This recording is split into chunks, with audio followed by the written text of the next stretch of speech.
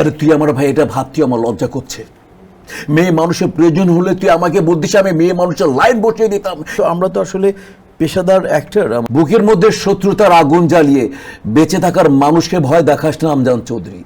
ফরিদি ভাই অসাধারণ অভিনেতা, ভিলেন অভিনেতা যদি বলি, দুইটা মিলে যদি কম্পোজিশন করি, যদি অলরাউন্ডার যদি বলি, তাহলে আমি রাজ্য ভাইকে এগিয়ে রাখবো। আরে তুই আমার ভাই, এটা ভাবতে আমার লজ্জা করছে। মেয়ে মানুষের প্রয়োজন হলে তুই আমাকে বলতিস, আমি মেয়ে মানুষের লাইন বসিয়ে দিতাম, কিন্তু সেটা না করে তুই একটা 9 বছরের একটা মেয়েকে রেপ। স্যান্ডেলিনা সো, রূপচর্চায় আভিজাত্য। আসলে দেখা যাচ্ছে শুটিংয়ের সময় এমন অনেক ডায়লগ থাকে যে ডায়লগগুলো আসলে দিতে কষ্ট হয়, বা সেটা আসলে আমার চরিত্রের সাথে যায় না। পার্সোনালি আমি তার সাথে যায় না, কিন্তু আমার গল্পের প্রয়োজনে আমাকে করতে হচ্ছে। অনেক সময় দেখা যাচ্ছে অনেক হাসি পায়, অনেক সময় রাগ হয়, অনেক সময় মনে হয় এটাও আমাকে বলতে হবে। তখন আসলে সেটে কেমন অভিজ্ঞতা থাকে বা কি বলতে ইচ্ছে করে? না মানে মাঝে মাঝে এরকম হয় না তা না, মাঝে মাঝে হয়, এরকম হয়। কিন্তু আমরা তো আসলে পেশাদার অ্যাক্টর, আমাদেরকে তো ওই ক্যারেক্টারটার বা ওটা তো ওটা চিন্তা ভাবনা করে ডিরেক্টররা তার স্ক্রিপ্ট রাইটার দিয়ে লেখান, এবং ওইটা নিয়ে ভাবনা, ওইটা গল্পের একটা অংশ।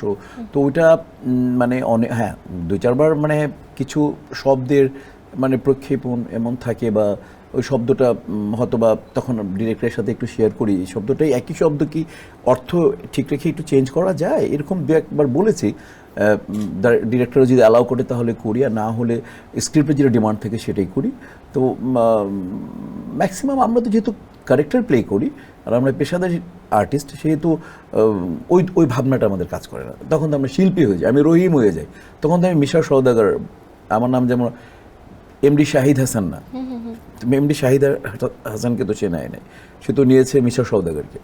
এবং ওই চরিত্রের জন্য ধরি একটা টেরার, ধরি একটা মেয়র, ধরি একটা মেজর, ধরি একটা মেথর, তো কাজে সে তো আমাকে ওই অভিনেতাকে নিয়েছে, সে তো আমার ব্যক্তি শাহিদ হাসানকে নেয়নি, সে অভিনেতা মিশা সওদাগরকে নিয়েছে। সুতরাং আমাদের এটা করে অভ্যস্ত। বাহ, খুবই সুন্দর। চলে যাচ্ছে আমাদের পরবর্তী ডায়লগে। আসলে মানে মানে আমার সবচাইতে প্রিয় মানুষ, বাংলাদেশের সবচাইতে মানে আমার দেখা সর্বকালের সর্বশ্রেষ্ঠ অভিনেতা, ভিলেন দ্বিতীয় আর নাই মানে আমার দেখা।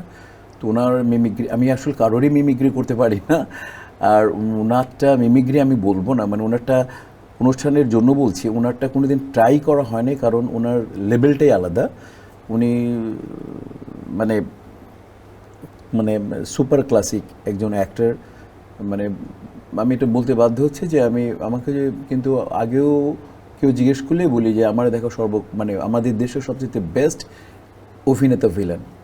অনেকে অভিনেতা আছেন, অনেক শ্রেষ্ঠ অভিনেতা আছেন, কিন্তু ভিলেন না। আবার অনেক ভালো ভালো ভিলেন আছেন, তারা অভিনয় ওইরকম পারদর্শী না, কিন্তু ইনি পরিপূর্ণ একজন, যেমন তো অভিনেতা তেমন পরিপূর্ণ ভিলেন, ওয়ান অ্যান্ড অনলি আমার দেখা শ্রদ্ধেয় রাজীব সাহেব।